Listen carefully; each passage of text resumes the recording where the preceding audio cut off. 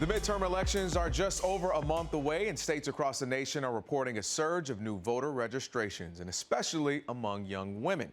This comes after the controversial overturning of Roe v. Wade, ending the right to an abortion.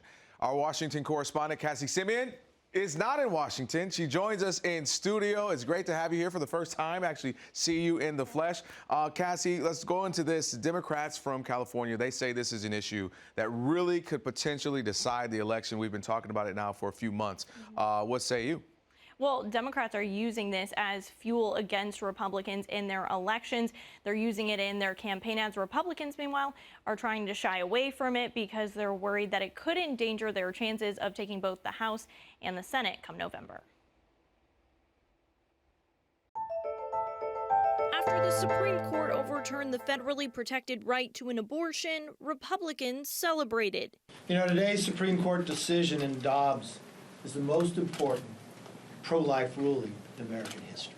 But now with the midterm elections approaching, Republicans are not talking much about abortion. They have been trying to focus on other issues like the economy and problems at the southern border. Instead, it's the Democrats putting abortion rights front and center in their campaigns, believing the court's decision has angered and energized many Democratic and independent voters. The ruling triggered a surge in voter registrations by people more likely to be young, female, and Democrat. Now we're seeing that it's about 70% of the new registrations are for Democrats. It's just absolutely astounding. San Diego Congresswoman Sarah Jacobs, co-chair of the Democratic Congressional Campaign Committee, says voters she's spoken with while campaigning across the country are concerned about women's reproductive rights. It is driving people to volunteer, it is driving people to vote, and especially people my age, young people, know that this is an issue that is core to our bodily autonomy,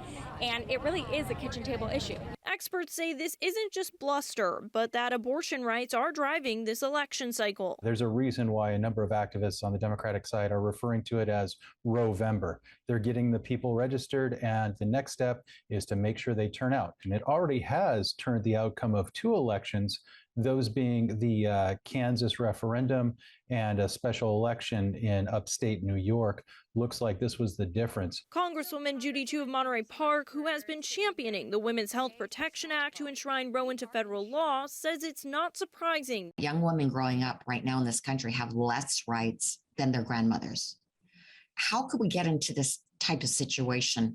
It is so horrendous.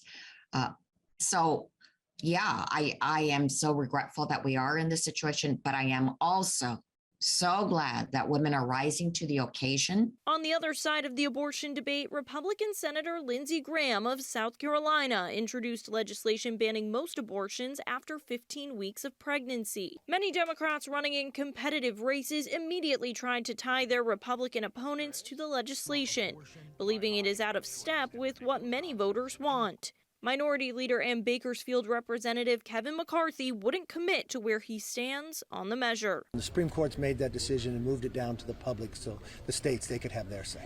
When pressed further whether he supported a national abortion ban, McCarthy called it a Democratic talking point. And while reproductive rights are arguably safer in California than anywhere else in the country, it's still been a huge campaign issue for candidates from California's new 27th district. That's the Mike Garcia-Christy Smith race, and the race between Dr. Asif Mahmood and Young Kim in the new 40th district. Both Democrats are hitting the Republican incumbents pretty hard on this issue, saying women's rights are on the ballot this November, Kelvin. Well, by the way, that's very impressive. Okay, you're not only taking care of what's happening in D.C., you know what's happening here in California. Let's switch gears just a little bit here, Cassie. Before I let you go, yesterday, former President Trump, he filed to have the Supreme Court intervene in the ongoing investigation of Mar-a-Lago. Do you think this will actually stand a chance, this appeal here? So a couple things to break down here, right? The former president goes to the courts when he's feeling threatened. So that is very telling. He's also hoping that with a conservative majority on the court, he appointed 3 of those 6 conservative justices. So he's hoping that will help them. But at the same time, they have not taken up any other challenges that he has put forth before the Supreme Court. So that will be pretty interesting to see if they decide to take it up. Personally, my opinion, Chief Justice John Roberts, he has a lot ahead of him in dealing with the court's public opinion polling. I mean, this week alone, we saw a Gallup poll that showed only 47% of Americans see it as a nonpartisan institution right now. So if I were him, I would stay far, far away from this case. All right. Well, Cassie Simeon, in the flesh, thank you so much. What we're going to have to do is get your freaking flyer miles up. And just, All right. and just whenever we need you, just bring you on back in. Hey, let me know when you want me to come back. I'll be on my way. You heard that. The producers, they heard that. Cassie, thank you so much. Thank you.